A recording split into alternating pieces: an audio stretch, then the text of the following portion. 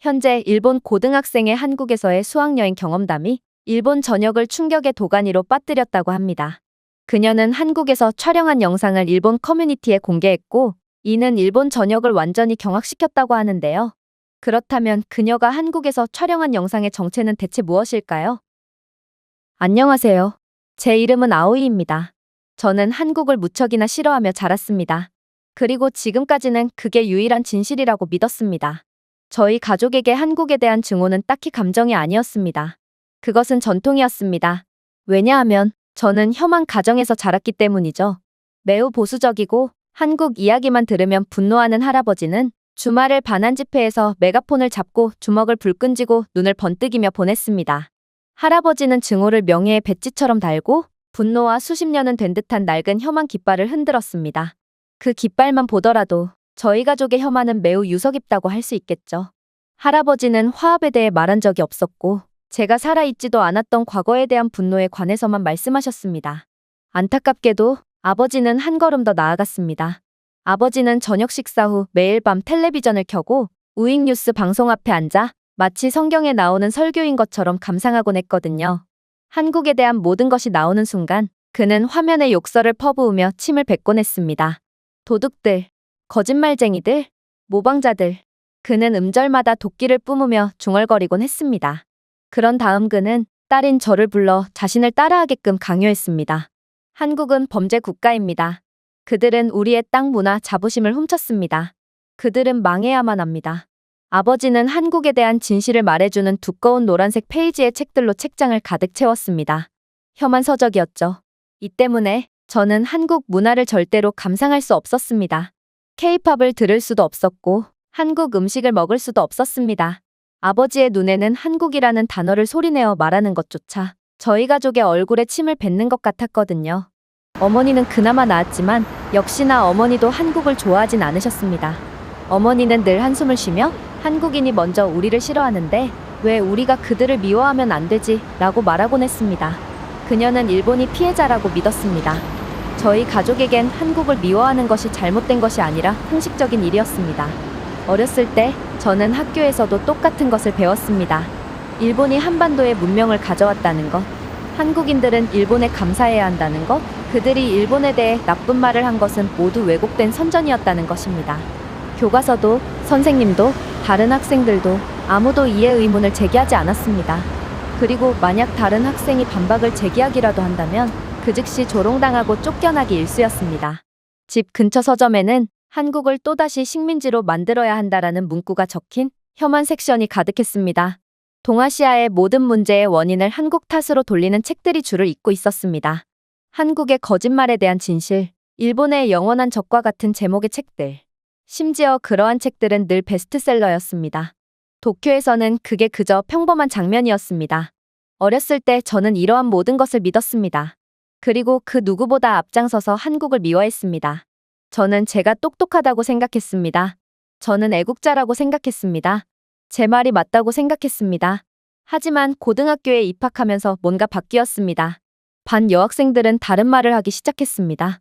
수업 시간마다 한국 드라마에 대해 속삭이며 로맨틱한 장면과 잘생긴 한국인 배우들에 대해 이야기했습니다. 휴대폰으로 K-팝 노래를 틀고 한국어로 노래를 따라 부르기도 했습니다. 심지어 점심시간에 일본어를 한국어 문구로 대체하기도 했습니다. 처음에는 비웃었습니다. 그러다 화가 났어요. 저는 모름지기 일본인이라면 한국을 미워해야 한다고 소리쳤죠. 그렇게 저는 혼자가 되어버렸습니다. 왕따가 되어버린 것이죠. 더 이상 아무도 제 진실을 듣고 싶어 하지 않았습니다. 한국의 범죄에 대해 이야기하자 반 친구들이 눈을 굴렸습니다. 어떤 사람들은 제가 창피하다고 말하기도 했습니다. 그리고 대부분은 그건 일본이 잘못한 거고 한국은 범죄를 저지른 게 아닌 오히려 일본에 의해 피해를 받은 국가라고 말하기도 했어요. 결국 저는 기존의 친구들뿐만 아니라 전교생에게 따돌림과 괴짜 취급을 받았습니다. 구시대적인 시각을 가진 이상한 소녀, 모두가 싫어하는 사람, 혼자 점심을 먹는 학생, 선생님들조차도 차가워졌어요. 그중 한 분이 저를 옆으로 끌어당기며 말했어요. 이제 과거의 삶을 멈출 때가 됐어. 아오이, 세상은 변했어. 그리고 너도 변할 때가 온 것 같아. 하지만 아버지는 변하지 않았습니다. 아버지는 더욱 집착할 뿐이었습니다. 그러다 학교에서 저희 학교가 한국으로 수학여행을 떠난다고 발표하자 아버지는 폭발했습니다. 한국? 아버지가 외쳤습니다. 내 딸을 한국으로 데려간다고요? 그는 학교에 난입하여 여행을 취소할 것을 요구했습니다. 그는 소송을 하겠다며 위협하고 현수막을 내걸고 교장실 앞에서 난리를 쳤습니다. 하지만 아무 소용이 없었습니다. 여행은 다수결로 결정하는 투표로 결정되었는데 한국을 찬성하는 학생이 95%였거든요. 마치 세상은 저희 가족이 없이 흘러가는 것 같았죠. 결국 아버지는 자신이 수학여행을 막을 수는 없다는 사실을 인지하게 됩니다. 대신 그는 저에게 황당한 명령을 내렸습니다. 아버지는 카메라를 제 손에 들이밀며 말했습니다. 아오이, 너는 한국의 가난한 장면을 촬영해 와야 해. 그들의 가난, 일본에 대한 증오, 그에 대한 증거를 가져와. 나는 내가 입수한 자료들로 학교 측을 고소할 거고 우익 방송에 제보함으로써 한국이 감추고 있는 진정한 모습을 일본 전역에 내보이고 말 거야. 저는 아버지의 말씀에 당황하면서도 깊은 마음속에서 저는 어쩌면 이것이 제 마지막 남은 기회일지도 모른다고 생각했습니다. 만약 제가 한국에 일본에 대한 증오를 폭로하고 모든 사람에게 제가 옳다는 것을 증명한다면 반 친구들이 웃음을 멈출지도 모르고 또 저에 대한 따돌림을 가하긴커녕 오히려 저를 영웅 취급하며 우러러볼 것입니다. 그야말로 저는 드디어 끔찍한 왕따에서 벗어나 반에서 가장 인기가 많은 학생으로 발돋움하는 것입니다. 결국 저는 많은 희망을 품은 채 한국 최악의 모습을 포착하기 위해 비행기에 탑승했습니다. 그리고 드디어 비행기는 한국에 착륙했죠. 서울에 착륙하자마자 가방에 있던 아버지의 카메라 무게가 시한폭탄처럼 느껴졌습니다. 아버지는 그 어느 때보다 진지했기에 저는 한국에서 뭔가를 해내야만 한다는 압박감을 느꼈거든요. 저는 한국이 낙후되고 더러운 국가라는 증거를 찾아야 했고, 그래서 저는 시간을 낭비하지 않았습니다. 저희는 서울에 도착하자마자 자유시간을 받았고, 순간 저는 혼자서 슬그머니 떠나버렸거든요. 정말로 이때만큼은 제가 아무의 관심도 받지 않는 왕따라는 사실이 마음에 들었습니다. 그 누구도 제가 어디로 향하는지 관심이 없었고, 저는 더욱 원활한 취재를 이어나갈 수 있었거든요. 솔직히 저는 최악의 위생 상태를 예상하고 한국의 길거리 음식 골목을 헤맸습니다. 저는 이전에 아버지가 보는 일본의 우익 TV에서 촬영한 한국에 관한 영상을 본 적이 있거든요. 혼란스러운 거리와 장갑 없이 음식을 준비하는 기름진 손, 모든 것에 윙윙거리는 파리. 그게 바로 제가 기대했던 것이었어요. 하지만 모퉁이를 돌아 골목에 들어선 순간 저는 완전히 당황할 수밖에 없었습니다.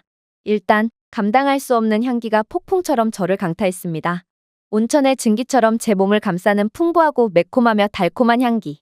제 주변에는 금속 프라이팬이 지글지글 끓고 빨간 소스가 거품을 내며 먹음직스러운 자태를 자랑하고 있었고, 한국인 상인들은 친절한 표정을 지으며 밝은 목소리와 더 밝은 미소로 제게 손짓하고 있었죠. 위생은 또 어떻고요? 솔직히 위생하면 일본이 전 세계 최고라고 생각했던 저였지만 한국의 길거리 노점은 분명 완벽하게 청결하고 깔끔한 상태를 유지하고 있었습니다. 일본보다 더욱 깔끔했죠. 결국 저는 그 한가운데 얼어붙은 채 압도된 채 서 있었습니다. 이젠 한국의 후진적인 점을 포착해야 한다는 압박감이 아니라 호기심에 가슴이 두근거렸습니다. 인정하고 싶지는 않았지만 저는 떡볶이가 어떤 맛인지 항상 궁금했습니다. 일본에서는 이제 TV, 잡지, 자판기에서도 한국 음식이 어디에나 있었습니다. 하지만 아버지는 그것이 바보들을 위한 값싼 음식이라고 말씀하셨어요. 아버지는 저희 집에서 그것을 완전히 금지했습니다. 그리고 아이러니하게도 지금이 한국 음식을 맛볼 절호의 기회였죠. 아무튼 저는 가장 가까운 노점으로 걸어갔습니다. 한 할머니가 용암처럼 빛나는 밝은 빨간 소스의 떡볶이 트레이를 적고 계셨습니다. 정말 매혹적이었어요. 냄새도 냄새지만 떡볶이는 보는 것만으로 자동적으로 입에 침이 잔뜩 고이도록 했거든요. 저는 망설이며 머릿속으로 발음을 연습했습니다. 그런 다음 최선을 다해 한국어 억양으로 말했습니다. 떡볶이 하나요. 할머니는 고개를 들었습니다. 그녀의 눈은 점점 더 가늘어졌습니다. 그리고 그녀는 완벽한 일본어로 일본에서 오셨나요? 라고 물었습니다. 저는 한국인 할머니의 충격적인 반응에 완전히 얼어붙고 말았습니다. 한국인들은 일본인들을 보자마자 차별과 푸대접을 가할 것이 분명했기에 저는 일부러 한국어를 흉내낸 거였는데 한국인 할머니는 그저 제 억양만으로 일본인임을 간파한 거였거든요. 저는 한국의 노년세대는 그 역사적인 배경상 일본어를 어느 정도 할 줄 안다는 것을 어렴풋이 알고 있었는데 그건 정말 사실이었고 저는 제가 일본인이라는 것이 발각된 상황에 완전히 얼어붙을 수밖에 없었어요. 분명 저는 차별적인 한국에서 일본인이라는 이유만으로 비난을 받거나 모욕을 당하거나 완전히 무시당할 게 분명했죠. 저는 천천히 고개를 끄덕였습니다. 네, 저는 일본인입니다. 잠시 멈췄습니다. 몇 초밖에 지속되지 않았지만 영원처럼 느껴졌습니다. 그런데 할머니의 반응은 충격적이었어요. 한국인 할머니는 그저 미소를 지어 보일 뿐이었거든요. 가식적인 일본인들의 미소가 아닌 정말로 친할머니 같은 따뜻한 미소 말이에요. 그녀는 다시 쟁반으로 돌아서서 제 음식을 담기 시작했습니다. 하지만 그녀는 제가 주문한 음식만 준 것이 아니었어요. 그녀는 음식을 더 추가했습니다. 삶은 달걀 한 조각, 튀긴 튀김 두 조각, 국물에 헤엄치는 어묵꼬치까지. 모두 조심스럽게 그릇에 담아 집게로 저에게 건네주었습니다. 사실 저는 이건 친절을 가장한 차별행위가 분명하다고 확신했습니다. 한국인이 일본인인 제게 친절을 베풀 리는 없었고 아무래도 그녀는 이에 대한 추가 요금을 제게 전부 청구하겠죠. 하지만 한국어도 못하는 제가 항의를 하는 건 불가능했고 그렇게 저는 눈물을 삼키며 떡볶이를 맛볼 뿐이었습니다. 그런데 그렇게 떡볶이를 입에 넣은 순간 저는 큰 충격을 받을 수밖에 없었습니다. 떡볶이는 매우 뜨거웠지만 떡은 쫄깃하고 밀도가 높았으며 매우 만족스러웠거든요. 소스는 불과 설탕이었는데 그건 마치 고통과 기쁨을 동시에 느끼는 것과 같았고 저는 기침을 하고 콧물을 흘리며 이마에 땀방울이 맺히는 것을 느끼면서도 계속해서 떡볶이를 집어먹을 수밖에 없었어요. 떡볶이를 한 입 베어물 때마다 열기가 따뜻하고 펄럭이는 달콤함으로 사라졌고 도저히 멈출 수가 없었죠. 떡에 씹는 소리, 소스에 적신 튀김에 바삭바삭하면서도 매콤한 느낌, 감칠맛이 감도는 부드러운 어묵 등 한국의 분식은 단순한 음식이 아니었습니다. 이것은 유혹이었죠. 이런 걸 아버지의 고집 때문에 도통 먹지 못하고 있었다니 이건 그야말로 인생의 낭비라고까지 여겨졌죠. 그런데 제가 분식점에 앉아 사탕에 빠진 아이처럼 음식을 뒤지고 있을 때 놀라운 일이 벌어지기 시작했어요. 바로 한국인들이 저를 주목했거든요. 제 옆에 앉아있던 젊은 한국인 언니는 콧물을 질질 흘리며 떡볶이를 먹고 있던 제게 휴지 한 뭉치를 건네주었고 마치 친동생을 보는 듯한 따뜻한 미소로 저를 바라보았거든요. 또한 다른 한국인 노인은 몸을 기울이며 제게 우유 하나를 내밀었는데요. 저는 그의 한국어를 알아듣지는 못했지만 아무래도 그는 매운 떡볶이에는 물 대신 우유가 효과적이라고 말해오는 것 같았는데요. 저는 이러한 한국인들의 예상치도 못한 친절에 완전히 할 말을 잃어버리고 말았고 그들은 제가 일본인이라는 것을 알고도 이렇게나 잘 챙겨주는 모습에 이게 꿈인지 생시인지도 구분이 안 가기 시작했습니다. 심지어 저보다 어린 10대 청소년도 제 어깨에 카메라가 걸려있는 것을 보고 유튜버인지 물어보러 왔는데요. 저는 기본적인 영어 정도는 할 줄 알았지만 그의 물음에 한국의 후진적인 모습을 촬영하러 왔다는 말을 도저히 내뱉을 수가 없었고 그렇게 새빨개진 얼굴을 애써 감추며 영어를 못하는 척할 뿐이었어요. 그리고 한편으로는 정말 깜짝 놀라기도 했어요. 아무도 제가 일본인이라는 사실에 신경 쓰지 않았거든요. 아니, 오히려 일본인인 제게 더욱 친절한 호의를 베풀어 주었고 또 저를 도와주었죠. 한국인들은 저를 환영해 주었고 마치 제가 그들의 가족인 것처럼 미소를 지었습니다. 심지어 제가 음식을 전부 먹은 뒤 돈을 지불하려고 하자 틀림없이 제게 사기를 쳤을 거라고 생각했던 이곳 노점 주인 할머니는 추가적인 음식에 대한 금액을 일절 받지 않은 채 그저 떡볶이에 대한 요금만을 가져갈 뿐이었는데요. 그야말로 한국인들은 제게 친절만을 베풀어 준 거였고 저는 이러한 예상치도 못한 상황에 완전히 얼이 빠지고 말았어요. 정말로 저는 울고 싶었는데 왜 그런 감정을 느꼈는지도 모르겠네요. 향신료 때문이라고 스스로에게 말할 뿐이었어요. 그게 분명했을 거예요. 하지만 눈물이 뺨을 타고 흘러내리면서도 웃음을 멈출 수가 없었어요. 17년 동안 저는 한국인들이 저 같은 일본인들을 싫어한다는 말을 들었습니다. 하지만 웃음과 고춧기름, 따뜻한 손으로 휴지와 친절한 말을 건네는 그 골목에서 저는 사랑받는 느낌을 받았습니다. 일본인 친구들도 제게 사랑을 주지 않았고 그저 따돌림만을 일삼을 뿐이었는데 저는 정말 제 인생에서 거의 처음으로 사랑을, 그것도 적인 줄 알았던 한국인들에게 받은 셈이었어요. 그렇게 저는 거의 도망치듯 노점을 빠져나갔어요. 떡볶이의 매운맛에 입술이 아직 얼얼하고 가슴이 알 수 없는 감정으로 묘하게 가득 찬 채 서울의 먹자골목을 헤매다 보니 저는 두 개의 유리탑 사이에 자리 잡은 조용한 카페 앞에 서 있었습니다. 자유시간은 거의 끝나갔지만 저는 상관하지 않았어요. 어차피 친구들과 담임 선생님에게 저는 그저 투명 인간일 뿐이었고 아무도 저를 신경 쓰지 않았거든요. 아무튼 그렇게 녹색 네온 사인이 부드럽게 깜빡이는 간판을 올려다보며 저는 카페 내부로 입장하게 됩니다. 그리고 저는 카페에 들어가자마자 경악을 할 수밖에 없었죠. 왜냐하면 한국 카페는 일본에서는 절대로 찾아볼 수 없을 만큼 너무 똑똑했거든요. 저는 일본에서처럼 직원에게 주문을 할 필요도 없었어요. 자동 통역 기능이 탑재되어 있는 키오스크는 일본어, 영어, 중국어 등의 언어를 구사할 수 있었고, 저는 음성으로도 키오스크에서 주문을 마칠 수 있었거든요. 그러나 저는 일본어를 입 밖으로 내선 안 되었습니다.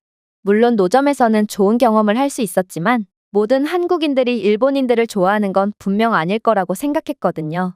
그렇게 저는 일본어 메뉴를 두드렸고 스무디 하나를 주문했습니다. 하지만 그때 예상치 못한 프롬프트가 나왔습니다. 이름이나 별명을 입력해주세요. 뇌가 멈췄어요. 아오이를 입력하면 제가 일본인이라는 것을 만천하에 공개하는 꼴이었거든요. 저는 일본인이라는 이유만으로 차별을 당하고 싶지 않았어요. 괴롭힘과 차별은 일본에서 당하는 걸로 좋겠거든요. 그래서 저는 같은 반 친구의 한국어 이름인 지수를 입력하게 되었죠. 하지만 서두르다 보니 한글로 입력하지 않았어요. 저는 이름을 일본어로 입력하는 크나큰 실수를 저지르고 말았죠. 그렇게 저는 이제 다 끝났다는 생각에 좌절하며 자리에 털썩 주저앉았습니다. 한국인 직원은 일본인인 저를 차별할 뿐이겠죠. 하지만 이러한 걱정도 잠시 이내 놀라운 상황이 펼쳐지기 시작했습니다. 한국인 직원은 픽업 카운터에서 제 이름을 불렀는데 컵에 작고 분홍색인 하트 스티커가 붙어 있었거든요. 또한 어색하고 삐뚤어진 일본어 필체로 쓰인 종이에는 다음과 같은 단어들이 적혀 있었습니다. 한국에 오신 것을 환영합니다. 이곳에서 아름다운 추억을 만드시길 바랍니다. 손이 저렸습니다. 저는 눈을 크게 뜨고 고개를 들었습니다. 그녀는 이미 자신의 자리로 돌아가고 있었습니다. 저는 목소리가 목에 걸렸습니다. 저는 다시 앉아서 메시지를 응시했습니다. 완벽한 일본어는 아니었고 문법도 틀렸고 글씨도 분명히 원어민이 아니었습니다. 그녀는 저를 위해 노력한 거였습니다. 그래서 저는 더 큰 충격을 받았습니다. 한국인 직원은 일본인인 저를 무시하거나 저를 차갑게 대하는 대신 제게 사려 깊은 메모를 작성해 주다니요.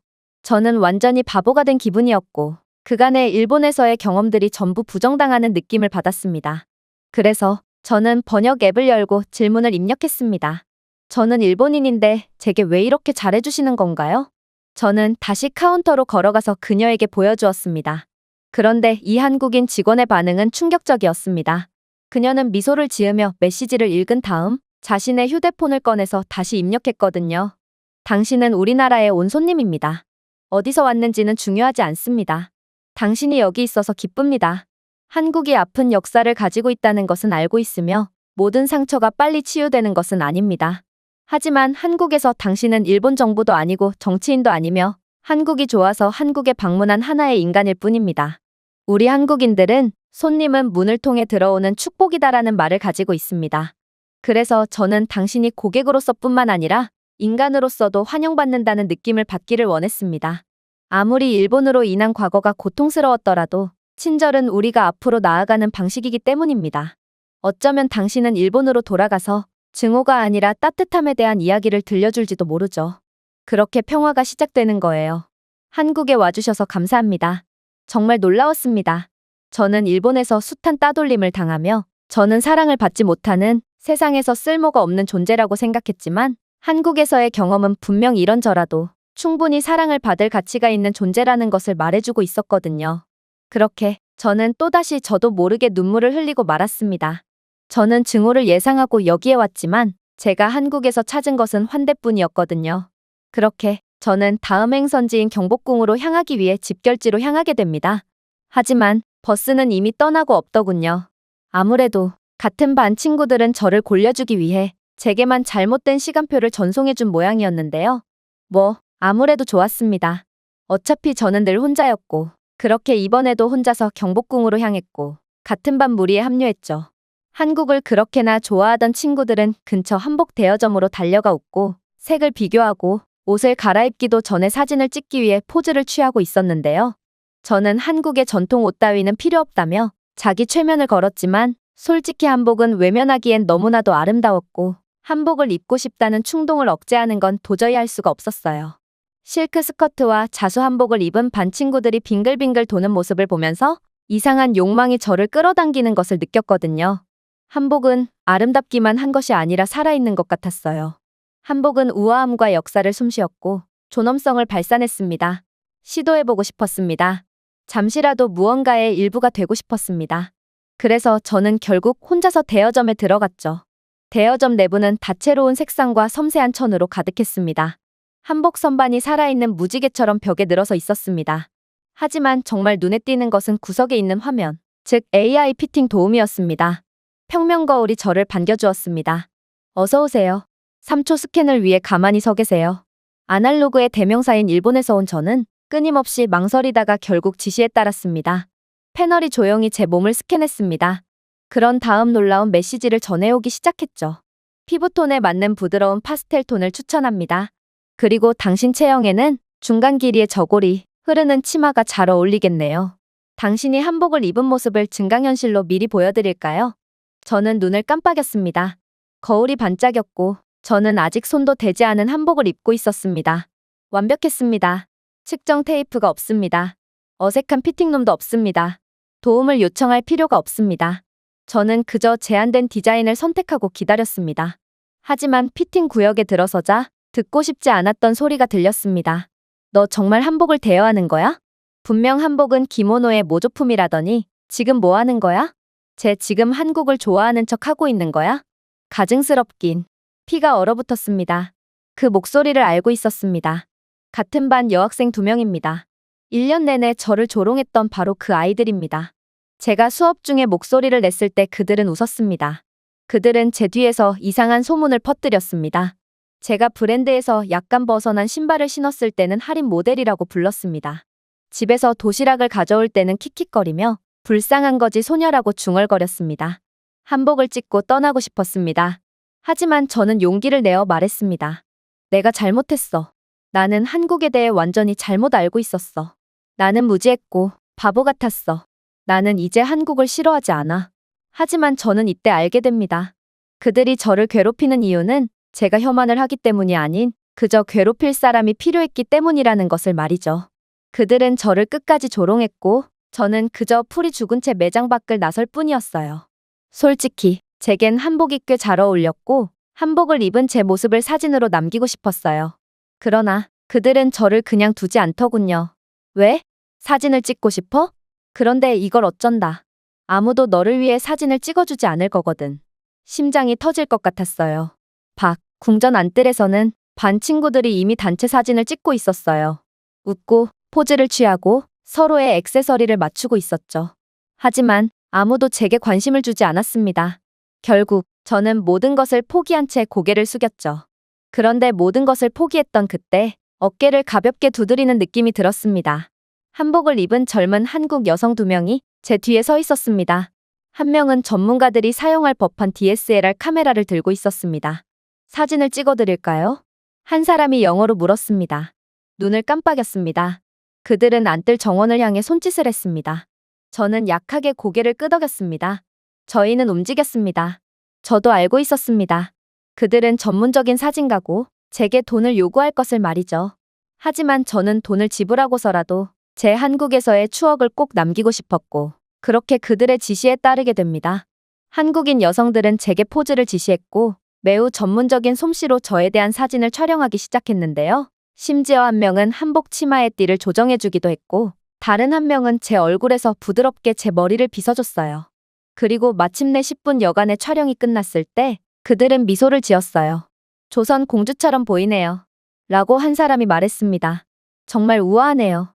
저는 말문이 막혔습니다. 감사 인사를 더듬으며 깊이 고개를 숙였습니다. 그런데 그렇게 지갑을 꺼내려고 할 때 놀라운 일이 벌어지기 시작했어요. 이 한국인들은 돈은 필요 없다며 그저 제게 사진을 주고 그대로 떠나버렸거든요. 이 한국인들은 그저 단순한 호의만으로 전문 장비와 실력, 시간까지 투자해가며 저를 도와줬던 거였습니다. 어떻게 이럴 수가 있단 말인가? 저는 개인주의에 찌든 일본과는 완전히 다른 한국의 사회적 분위기에 큰 충격을 받는 한편 휴대폰을 열고 그들이 찍은 사진들을 보았는데요. 그리고 사진을 봄과 동시에 눈물이 왈칵 쏟아지고 말았죠. 왜냐하면 사진 속에 저는 너무나도 행복해 보였거든요. 그리고 아름다웠어요. 아무래도 일본에서는 절대로 지어본 적이 없는 행복한 표정을 지어서겠죠. 한국은 그런 곳이었습니다. 친절, 배려, 모든 오해와 모든 두려움의 순간은 저에게 빚진 것이 없는 낯선 사람들의 온화함에 의해 풀렸습니다. 물론 경복궁은 더더욱 놀라웠죠. 경복궁에 들어서는 순간 마치 다른 시대, 아니 다른 세상으로 문턱을 넘은 것 같았습니다. 공기 자체가 더 얇고 순수하며 햇빛에 입맞춤한 소나무 향기와 오래된 나무의 향기에 닿아 있는 것 같은 느낌이 들었습니다. 제가 보는 모든 곳에는 색이 있었습니다. 궁궐문은 오칠과 옥으로 만든 산처럼 제 위에 우뚝 솟아 있었습니다. 봄하늘 아래 지붕은 용 비늘처럼 반짝였고 각 기와는 꼼꼼하게 배치되었으며 각 곡선은 완벽하게 아치형으로 되어 있었습니다. 그리고 지붕 처마 아래쪽에는 빨간색, 녹색, 파란색으로 선명하게 칠해진 무늬인 복잡한 단청이 눈에 띄었습니다. 단순한 장식이 아니었습니다. 권력, 보호, 자부심의 표시였습니다. 이렇게 살아있는 궁전은 본 적이 없어요. 저는 아무 의미 없이 속삭였습니다. 교토의 니조성이나 도쿄의 황궁과 같은 일본 궁궐은 확실히 아름다웠습니다. 하지만 그 아름다움은 조용했습니다. 초라해 보이기까지 했죠. 반면 경복궁의 아름다움은 춤을 추는 것 같았습니다. 궁궐마당 깊숙이 들어가자 한낮의 햇살이 열린 마당을 가로지르는 그림자를 그렸습니다. 현재 한국인, 외국인, 커플, 어린이 등 한복을 입은 수천 명의 방문객이 제 주변을 소용돌이치고 있었습니다. 마치 왕실 축제가 열리는 것 같았어요. 그때 마치 신호를 받은 것처럼 북소리가 안뜰에 울려 퍼졌습니다. 사람들이 왕좌의 홀 근처에 모였고 저도 그 안에 매료되었습니다. 경비 의식의 변화가 시작되었습니다. 붉은 예복, 황금볕, 검은색 오칠 헬멧 등 왕실 제복을 입은 남성들이 흠잡을 데 없는 조화를 이루며 행진했습니다. 기수들의 현수막은 바람의 불길처럼 물결쳤습니다. 궁전 경비병들은 그냥 걷는 것이 아니라 공연을 펼쳤습니다. 그들의 움직임은 날카롭고 몹시 전통적이었습니다. 지휘관이 흥겨운 목소리로 한국어 문구를 외치자 오싹함까지 느꼈습니다. 정말 놀랍고 우아했어요. 일본 신사에서 본 차분하고 종종 정적인 의식보다 훨씬 더 매력적이었어요. 저는 서구권에서 온 한백인 여성에게 눈을 돌렸습니다. 그 여성은 영어로 속삭였습니다. 이것은 베르사유보다 더 장엄해요. 살아있어요. 그리고 그녀의 말이 옳았습니다. 경복궁은 단순히 돌에 얼어붙은 역사가 아니라 움직이는 역사였습니다. 나중에 전통 놀이가 열리는 궁궐 한 구석에 들렀습니다. 한복을 입은 젊은 한국 직원이 제게 큰 항아리에 화살을 던지는 투호를 시도해보라고 제안했습니다. 처음에는 망설였지만 너무 따뜻하게 웃어주셔서 참을 수 없었습니다. 물론 끔찍하게 빗나갔죠. 그러나 저는 이러한 환대의 분위기가 좋았고 다시 어린아이가 된 기분에 큰 소리로 웃었습니다. 제가 가장 좋아하는 부분인 경회루 근처에는 문화 포토존이 설치되어 있었습니다. 궁궐 직원들은 작은 복제 왕자와 소품을 설치해 두었습니다. 한 사진작가가 왕실 액세서리를 착용하고 왕좌에 앉아있는 관람객의 초상화를 찍어주겠다고 제안했습니다. 저는 처음에는 망설이며 앉았습니다. 하지만 그들은 제 머리에 황금 비녀를 꽂고 어깨에 짙은 보라색 왕실띠를 두르고 한복을 입혔습니다. 그러고 나서 그들은 사진을 찍었습니다. 그 순간 저는 외부인처럼 느껴지지 않았습니다. 서울에서 길을 잃은 왕따 일본 학생처럼 느껴지지 않았습니다. 왕족처럼 느껴졌어요. 왕좌나 의상 때문이 아니라 그들이 저를 대하는 방식 때문이었죠. 사진작가는 고개를 약간 숙이며 폐하, 정말 고귀해 보이네요 라고 말했습니다. 제 마음이 부풀어 올랐습니다. 그건 집에서도 들어본 적 없는 소리였습니다. 일본에서는 항상 제가 이상한 사람이었어요. 아무도 대화하고 싶어 하지 않는 소녀였죠. 너무 우울하고 또 다르다고 조롱받는 소녀였어요. 하지만 이곳 경복궁에서는 제 인생에서 처음으로 별다른 느낌이 들지 않았습니다. 완벽한 기분이었습니다. 그리고 연꽃 연못 표면에 반짝이는 고대 궁궐의 반사, 한복을 입고 웃는 아이들의 소리, 펄럭이는 깃발, 궁궐 경비원들의 조용한 행진 등 넓은 마당을 바라보며 저는 혼잣말을 했습니다.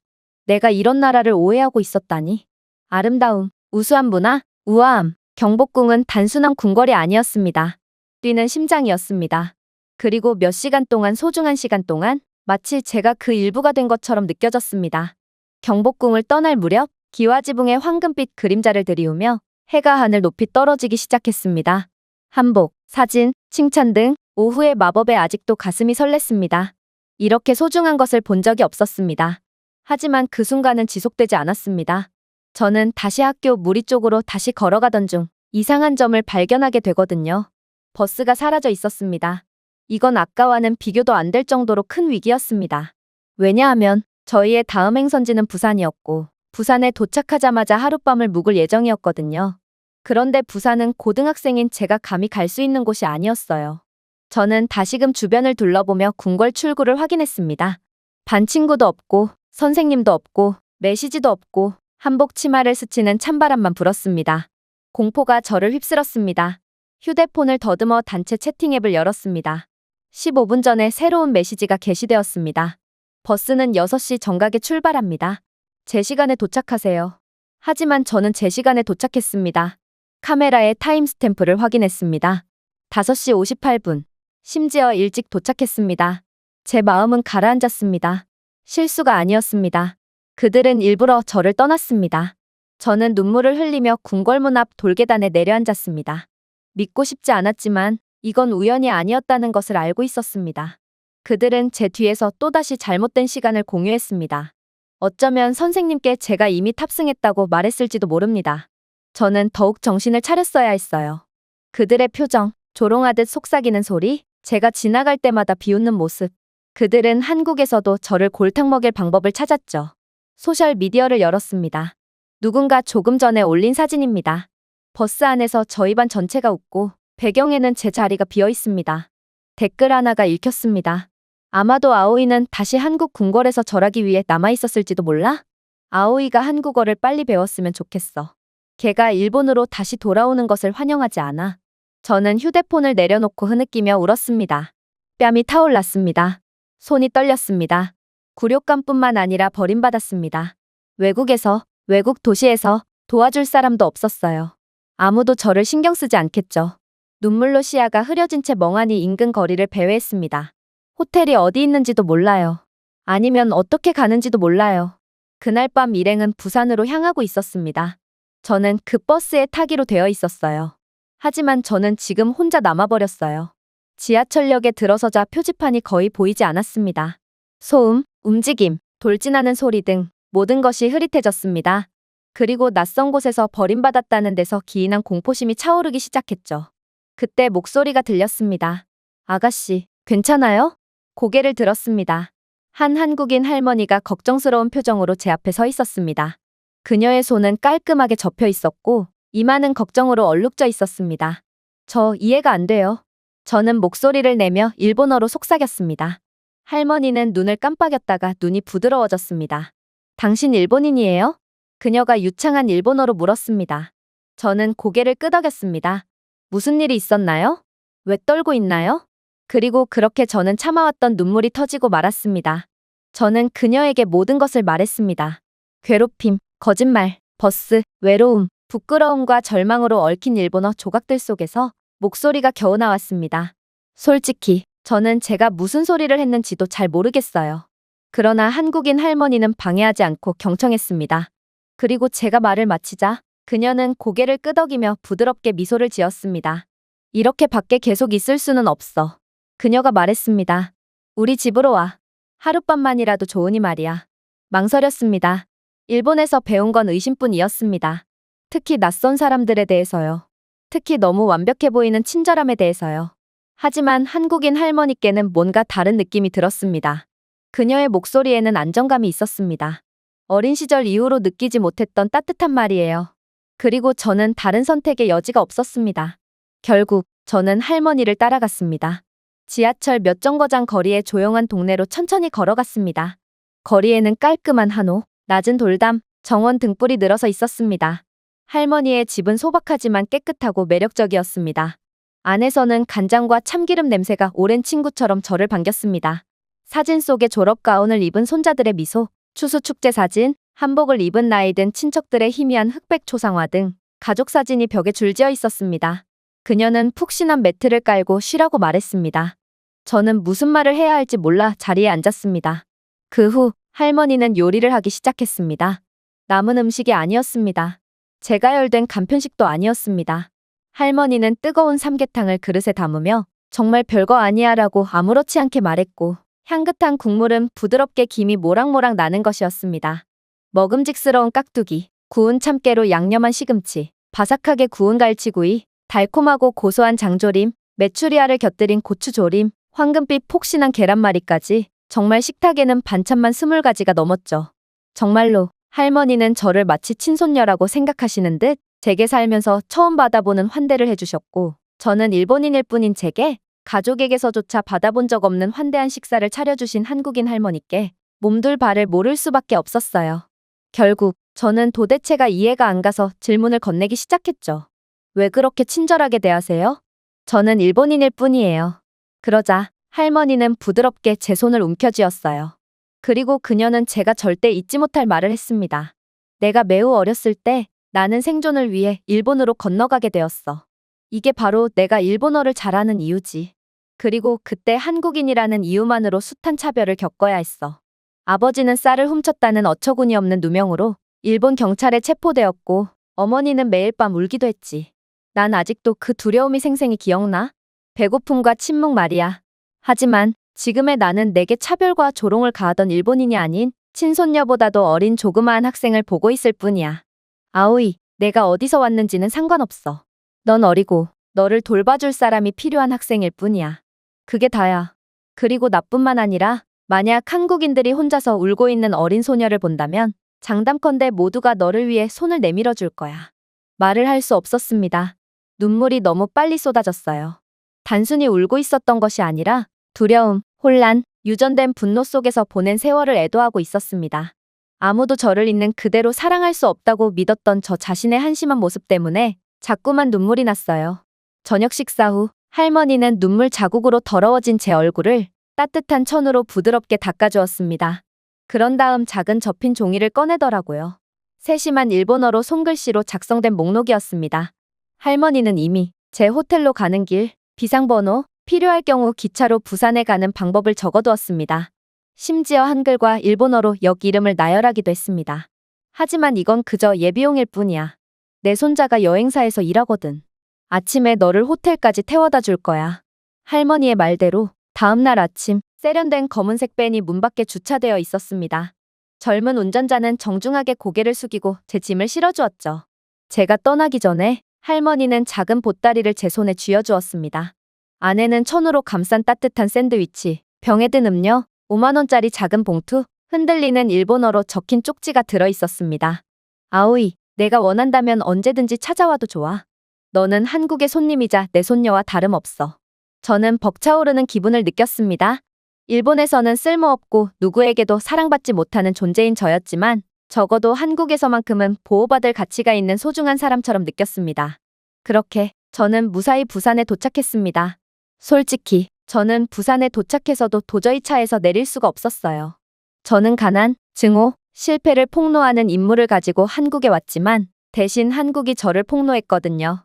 저는 그저 아버지의 두려움과 열등감이 만든 우리에 갇혀 있을 뿐이었습니다.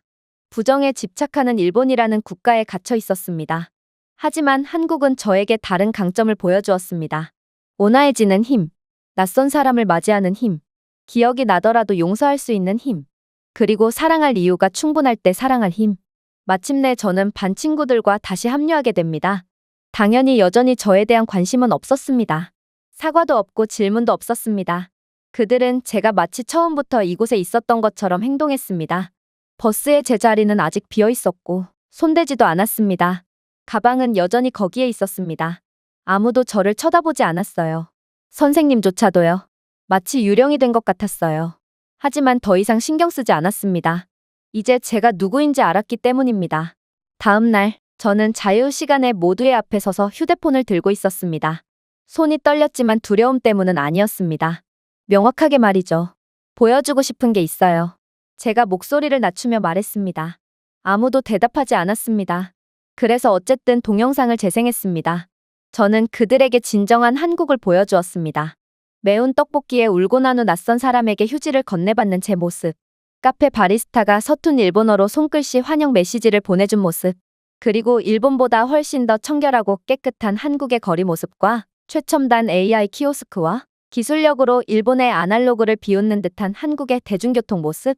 AI 기술로 옷을 갈아입을 수 있는 한국의 상상을 초월하는 기술력과 그저 평범한 거리의 평범한 사람들조차 고가의 스마트폰과 무선 이어폰, 그리고 럭셔리 브랜드의 의류를 입고 있는 한국의 부유한 모습 등 일본에서는 기대할 수 없는 모습들이 제 카메라 속에 들어 있었어요.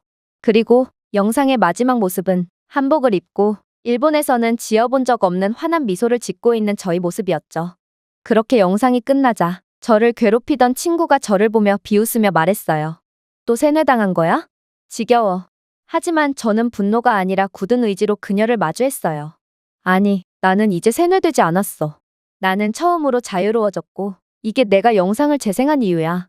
그러고 나서 용기를 내어 선생님을 바라보았습니다. 당신은 나를 버렸어요. 당신은 나를 서울에 두고 왔다는 걸 알고 있었죠. 하지만 당신은 아무 말도 하지 않고 외면했어요. 선생님의 표정이 흔들렸습니다. 늘 소심하고 눈도 잘 못 마주치던 제가 이런 말을 하니 당황한 모양이었어요. 하지만 저는 증오하지 않을 거예요. 이게 바로 한국에서 배운 거거든요. 증오는 우리 모두를 겁쟁이로 만들죠. 대신 한국이 제게 가르쳐 준 것처럼 저는 당신과 저를 버린 모두를 용서할 것입니다. 그렇게 굳은 결심으로 당당하게 말을 이어나가자 이젠 그 누구도 저를 만만하게 보거나 조롱하지 못했어요. 그리고 일본으로 돌아가는 비행기에서 저는 두려움이 아니라 결단력을 가지고 창밖을 내다보았어요. 저는 더 이상 교실에서 다른 사람들을 웃게 하기 위해 한국에 대한 모욕적인 말을 속삭였던 소녀가 아니었습니다. 저는 더 이상 혼자 앉아 씁쓸하고 혼란스러워하며 아버지의 신념을 맹목적으로 따르는 소녀가 아니었습니다. 저는 다시 태어난 사람이었습니다.